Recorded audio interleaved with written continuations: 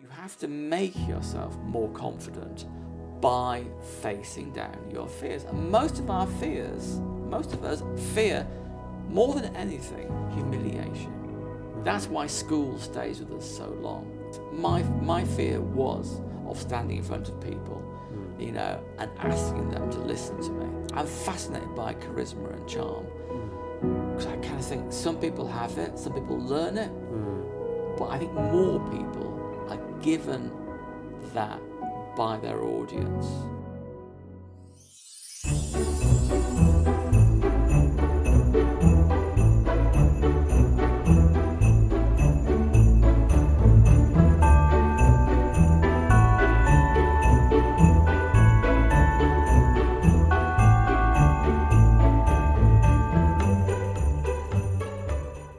Hello and welcome to this shorter version of episode 11 of Creative Careers, featuring the wonderful David Kendall, who I interviewed actually here on this sofa. Now, the full episode is available on my channel. There is a link to it in this description, and I would encourage you to watch it if you have any interest in the themes. Whether that's working in prisons with disadvantaged people, passion for reading and writing, dealing with confidence, not necessarily knowing what you want to do. Any of those themes, I would encourage you very much to watch it because it's a fantastic episode. It's also very long, the longest episode I've done so far, which is why I've put this shorter version together. Let's call it the highlights package. Now, as ever, please do subscribe to my channel if you haven't already done so. If you have, thank you so much. If not, you just need to click on the subscribe link below. That way you'll get notifications of all new content. It'll arrive in your inbox without you having to do anything. It'll be there for free.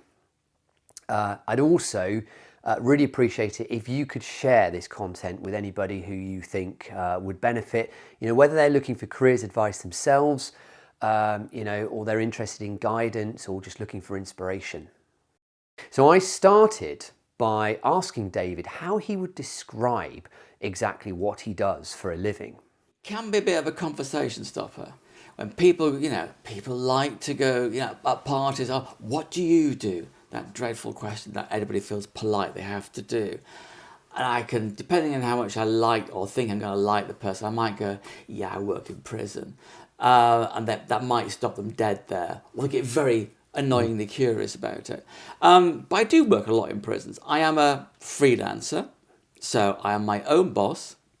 And essentially what my job is to do is to engage people in creative arts. And that can mean things like getting people to write stories, to get them to write journals, get them to read more books, to discuss books, to engage them in artwork, creating books. I run lots of events. I run probably, I think it is the world's only literary festival. So it's about books of kind.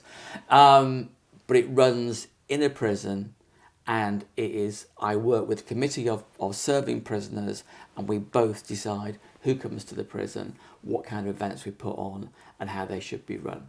Right, so books is your passion. Books are big. Books Right. are big. Not everybody is into books, strangely enough. Have you always been into books? Always. Right. But I'm very aware that not everybody is. Essentially, I grew up on comics anyway. I learned to read with comics. So that's kind of my introduction. And I work a lot with graphic novelists and comic book artists as well, which engages a lot of other people who wouldn't be interested in books. But essentially, yes, I admit it, I love books. So much. So do I, by the way. So you're Well, in that's good okay. company. Yeah. But I realise that not everybody does for various reasons. I Okay. can remember school, a long time ago.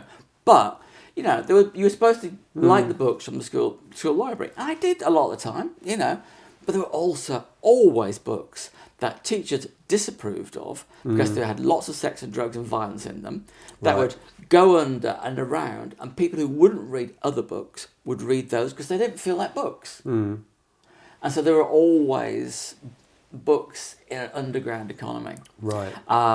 So, as long as I'm aware of those books and I have a handle on them, I can introduce people to other books as well.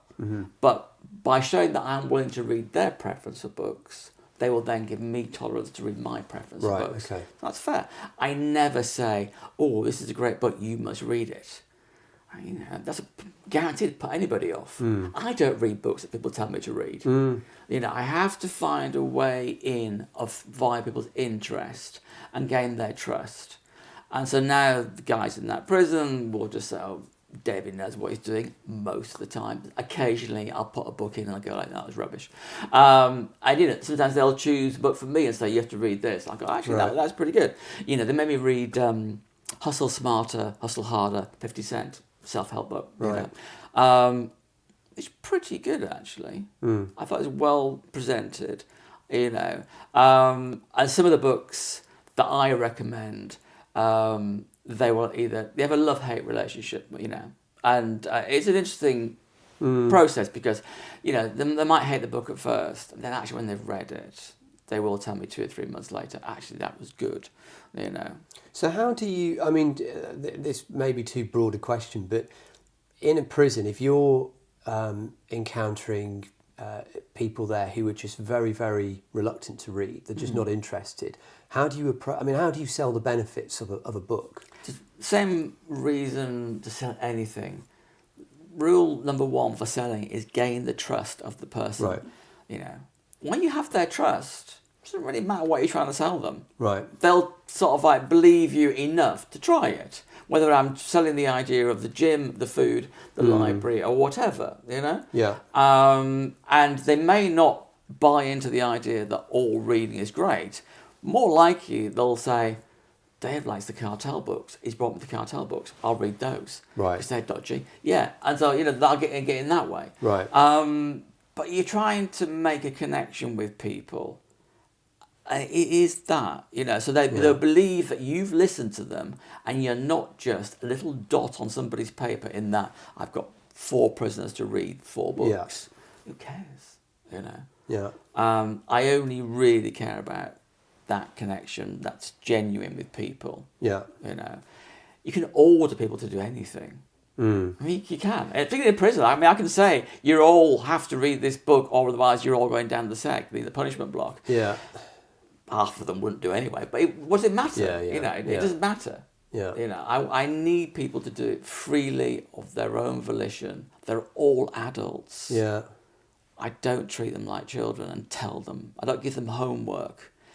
You know, and I have to lead or get them to believe in me by I will do everything I ask them to do. David went on to describe his upbringing in a small village school in North Yorkshire whilst growing up on a farm. He found the transition to secondary school somewhat difficult, and when he finally left, he encountered an additional challenge, which was the recession in the early 1980s.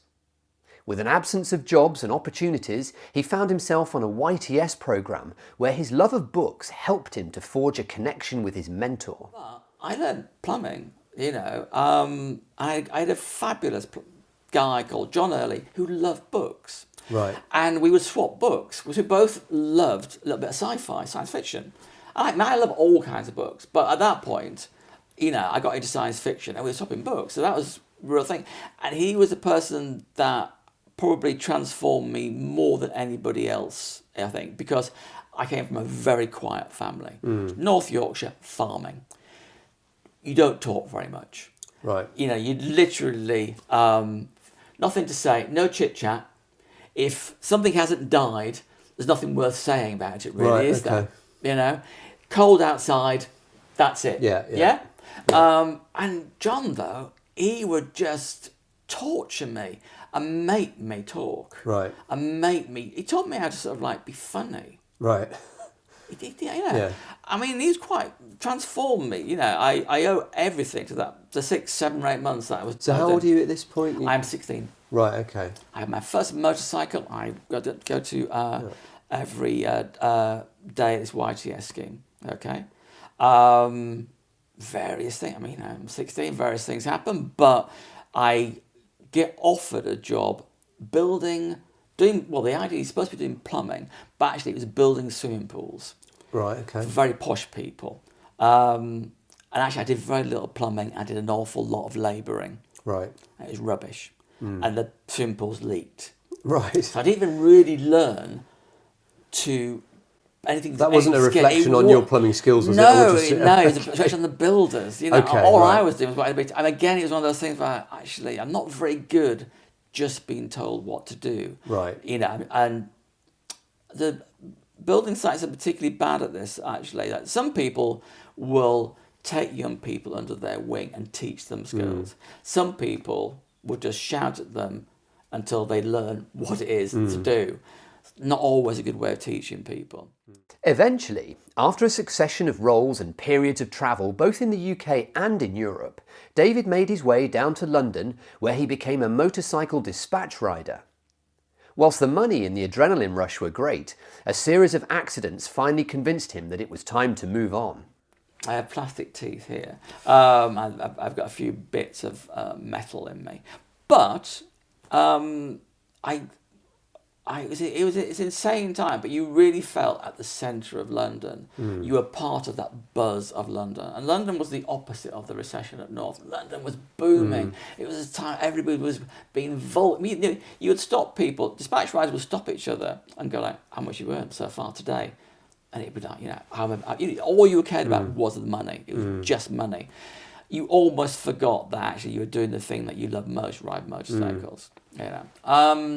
But it's a job for a young man. I mean, I was young. I was in my early 20s. So, your peak, you bounce. When you hit the road, and you do hit the road quite a few times, you bounce and you get back up again. Yeah. Now, years later, my knees ache in the wet weather because there are bits of bone floating around in there. But I used to, have a smash and I just get up, pick the bike up, get on with it. Yeah. It's ridiculous. Following on from his motorcycle injury, David followed his girlfriend down to Brighton for a new start away from dispatch riding. Whilst the effects from his concussion were still bothering him, the bohemian surroundings gave him fresh impetus, and he embarked upon a city and guilds to become a teacher. The only sticking point was when it came to the daunting task of delivering a presentation. I appeared confident, but I wasn't that confident, Right. really. So when I was doing the teach training, and it's literally only 8 people. 8 people. You have to do a 2-minute presentation. So I had my presentation prepared, but no lie, as I was going around, I was planning how to fake a heart attack to get out. Really? I wasn't. I just knew I couldn't do this. So it gripped you that much? Yeah. The idea of standing up. One, I think partly I've never done it before. 2, all my horror of going in from school or come to the front and read. I love reading. I hate reading out loud. It's asking for trouble. So I know I got to fake a heart attack. I think pain on the left side, collapse. It'll be fine. You won't have to It's ever like a come back Basil again. Fawlty moment of just trying to you do anything to avoid it. won't have to ever come back again. And it got to me. Some part of me went, just do it. Right. So I get up. I did a presentation about nanorobots because I've been reading about nanorobots for some book review that I was doing with the magazine. I did it, and I was terrified all the way through. But actually, nobody seemed to know I was terrified. That was the first thing I learned. Right. Okay, in fact, people liked it. Okay, it wasn't brilliant, but people were okay. But you had to do like 2 weeks of teaching to get the final qualification. Or so many days, and you'd have to go into a college with young people in, and teach them something. I'm not gonna. So my secret for doing this was when I did my presentations and get people to do so, always sit on the table. Right. Because I realised if I stand, my knees would literally bang together. okay. I was so nervous. So that's just a coping mechanism to get through. Yeah. But it pays off because you look immensely relaxed. Yes. My teacher came in. My teacher came in. Dave, you look really relaxed. Didn't know I could not stand up. I had to sit on the table. It looks very relaxed, but it's because I can't actually get up. They didn't know that. They didn't. Nobody knew. And you realise nobody knows what's in your head. But my brain is not doing great in that I have a memory problem. But memory's not great, and I'm finding life a bit tougher. Essentially, I'm having a bit of mental health. I'm having a breakdown, and I Right. think it probably is from the blow to the head. So I glide through the next couple of years, but breakdowns are eventually you have to come out of them. And I carry on working throughout this time, and I would do lectures at art colleges, because art students need to write an essay. So all my job was to get people who do not want to write an essay to write an essay. Right. That was my job. So I just chose topics that people were really interested in. I would get them to write essays on tattoos and tattooing, Okay. and I would teach them the history of tattooing, or I'd lecture on the history of tattooing. I would look at body piercing and body modifications. I would look at the history of horror novels. I would look at the cultural aspects of death in different countries. Right. I had queues of people trying to get in my classes. They had to write an essay at the end of it, but they were interested. My problem was I couldn't remember. I did my lecture and it was just out of my head again. Right. So I had to learn the lecture every single week to get it again. My brain was still just not quite functioning properly. But it got me into that ability of engaging people. And from that point on, my whole life has been about engaging people. Yes, I do it through reading and books and stuff, but really, it's drawing people in, So I was sort of like, I had found my way through, mental health, but I'd learned that what actually matters is engaging people. And actually, I got quite good at that. Right. And I learned that actually a lot of that is about being open and vulnerable yourself and admitting things about yourself. So I know loads of people in prison who go through mental health issues far worse than anything I've ever been through. But I can also say, yeah, I heard voices. I've heard voices in my head. I wasn't sure where they were coming from. I've listened to that. I've thought of the complete nonsense that I thought was true, and worked my way through it, So I can kind of find places with most people where I am not judging people. I am walking alongside them going, yeah, I haven't been quite the same place you have, but it looked quite similar from here. Having recovered from his head injury and with his newfound confidence in teaching, David took up a job working with socially disadvantaged people in the Sussex area, which led him to start working in prisons. Here, everything came together, and his love of reading gave him a unique opportunity to engage with the inmates. All of it is about running away from things. All of it.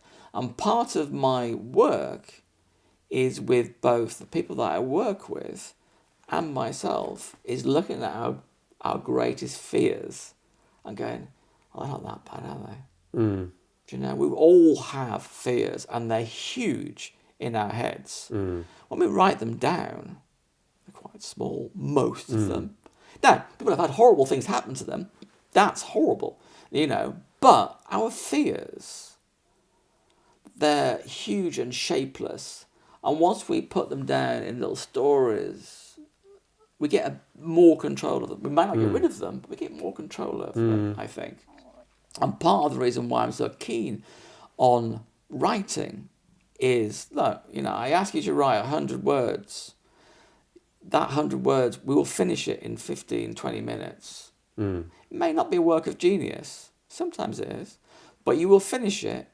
We will read it out. And generally, they're pretty damn good. Because why it is 100 words, and it's 100 words exactly, is it takes away all the stuff you throw into writing to hide behind. All the adjectives and adverbs, because you're not quite sure what you're saying. And you don't want to say it directly. In 100 words, you have to say it directly. There's nowhere to hide. Yeah. You have to be quite brave, and it produces some very good writing. So I've done lots of projects and they sort of congeal or, into this kind of career where I work with prisons, I organise events, festivals, joined up events, projects that engage people in reading, writing, art, or come to an event. The event yesterday was with Tubby Bamtefa, who's an actor. He's a major star. He's in the TV show Mayor of Kingstown. He's playing an American drug dealing gang leader, but he's from North London. He's not a gang leader. He's not a drug dealer. And that idea of how do you create authenticity? Yeah. How do you make people believe? Again, it's about engagement. Yeah. Actors are great at that. Yeah. And drama, everybody should do a bit of drama. It really is healthy for all of us. Gets us out of our comfort zone. That's a rubbish phrase, but it's true. But more importantly, it makes us feel better in ourselves, I think, because you're no longer hiding. Most of us are hiding. Yeah. Behind suits, behind job titles, behind responsibilities. A lot of my work is about saying, well, let's just drop all that. And that is how you engage people. You talk about fear that people have. Fear, anxiety, worry over things. Do you think that's typically getting worse, or do you think it's getting better? I think young people are suffering more from it, but I don't know the reason why. But I definitely think that is true. I don't believe young people are somehow deficient or anything like that. I don't know why. I think we are living in...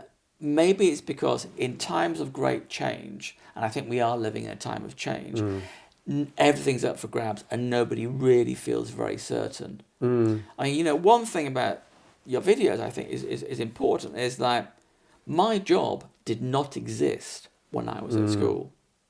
And pretty much I've made my job up. I have created my own job. And also, I'd like to have been, to do with books, right? Okay. Now, when I'm young, all I can think of is writer, librarian, shopkeeper, maybe, bookkeeper, bookshop. That's it. And what I think is find a way into the industry that you like. And there's loads of jobs. I mean, the industry is full of jobs you never even know of. Like the film industry, there are people whose job it is just to find the place to shoot the movie. What a great job. Yeah. I do think that is part of why there's greater worry put upon young people, because they are far more aware of the possibilities. I was saved by ignorance. Right. Don't knock ignorance completely. I did not know what the wider world was. I didn't know anybody who, basically, everybody I knew, they were either, my family were all farmers, everybody else worked in some kind of light industry, or the very few want to be musicians and rock stars. Right. Yeah, okay. That was it. That was the only possibilities, and it's a long time before I actually realised, there are others. There is other stuff, David. And it was because if you don't meet... So you didn't worry about it because you hadn't sort of conceived that as, which is interesting. Whereas now, perhaps... Yeah, because I do think young people... you're expected to be out there scouting, looking. Look, the internet's got like 1 million jobs on there. Why haven't you got one? I was saved from that. One, there were no jobs. It was a recession. And I didn't know. You just took whatever you could get. Plus, a job was only a job, not a career. It was just to finance my weekend, really pleasure. That was my only reason I worked, was so I could have my weekend. Yeah. I bought my weekend by my trading my time for work. That seemed the rule. I didn't know anybody did anything different. I didn't know any teachers or people, other things. And then I was lucky, so lucky, that the world opened up, that world, at a time when I could cope with it. Because I was already thinking, I've done lots of rubbish jobs. I can do other things now. I've got my degree. I can do these things. I don't think it would have been as easy for me to function if that world of possibilities had been there from the start. Yeah. Because it'd be just too much. Yeah, yeah. It's a lot of pressure. And it's like, oh my Paradox God. of choice, almost. Oh, and definitely that. yeah. And also, it feels tantalizingly close within your grasp. Yeah. But it's mainly a lie, because most of those jobs actually don't exist that are on the internet. They've all gone, but they're still hanging around there. Yeah. And actually, it's very, very difficult at the moment, I think, for people. But take your point, I think, and I do think there's an argument about, do what you like to do. That's kind of common sense. Try to avoid things you don't like. It'll just make you miserable. Yeah. Don't let anybody try and make you do things you don't like doing. You'll just be miserable. Yeah. Do things that are difficult and you don't necessarily enjoy, but you can see you can learn something from. Yeah, okay. Everybody needs to do an apprenticeship. I think there's too much for young people expected to jump straight from A to the top. We all still grew up knowing that, if you wanted to be a rock star or whatever, you were going to have to play a lot of rubbish pubs beforehand. Yeah. And 99% of people don't get beyond that. Yeah. Whereas like now, everybody thinks, I just need one good video and I'm away. That's not true. There is people, it happened, but that's just luck. And, like most of us don't win the lottery, most of us have to put in the time to get somewhere. Yeah. I'm thoroughly enjoying my work. I love my work. Absolutely love my work. I am very lucky that I'll bounce out of bed, and I'm straight up for it. I love it, and I'm not a total workaholic. I like time off. But I'm all the time thinking, because it's like, if you've got something you really like, you're all the time thinking, oh, how can I tweak it, improve it, do things, I think you have to find a way of shielding yourself from all that pressure. Now, the pressure comes because of you being aware of what everybody else is doing. And everybody else is always showing their good side. And there's intense pressure that, well, you should also be doing something. And I think what is terrifying is the size of that. And what I've learned about fear and anxiety, all the things that I've been through, is you need to break it down into small steps. Okay? So, don't worry about the big job, the big career, whatever. That will happen in its own sweet time. What you know is the next tiny step, the tiniest step, which may be, making a list of the things I actually truly like. Not what my mom thinks I should like, or my dad thinks I should like, or my teachers think. What do I truly like? Then trying to Google around, well, what kind of things, what areas of that is that? And then try and volunteer for any kind of role in the industries that you most think you satisfy. Film industry, be a runner. You get paid rubbish, if at all, but you'll meet people and you'll see how things work and you'll learn about cameras. Maybe you'll be a cameraman, Any kind of thing where you can get an insight, get into the room and see, because that's when you see behind the cameras what the world is really like. Yeah. And whether it's for you. Exactly. Yeah. In your bedroom, Google is telling you there's just too much. There's all these possibilities, and they're all too much.